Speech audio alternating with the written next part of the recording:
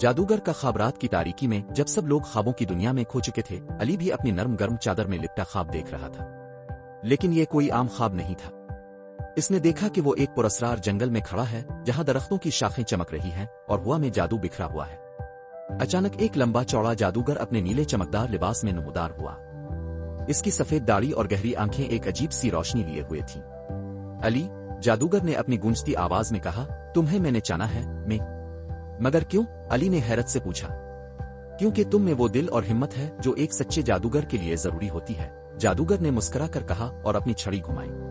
अचानक अली के हाथ चमकने लगे और वो फिजा में बुलंद हो गया। जादूगर ने इसे हैरत अंगेज ताकतें सिखाई। अली जब हाथ हिलाता तो पानी से आग बन जाती, जब वो आंखें बंद करता तो अपने आसपास की चीजों को हरकत दे सकता था। मगर जादूगर ने इसे एक राज भी बताया, हकीकी ताकत दिल की नेकी में होती है। अगर तुम इसे किसी को नुकसान पहुंचाने के लिए इस्तेमाल करोगे तो ये ताकत तुमसे छिन जाएगी। अली ने वादा किया कि वो हमेशा अपनी ताकत को भलाई के लिए इस्तेमाल करेगा। अचानक एक जोरदार रोशनी हुई और अली की आंख खिल गई। वो अपने कमरे में था, लेकिन इसके हाथों में अब भी एक हल्की सी चमक बाकी थी। क्या ये ख्वाब था? हकीकत?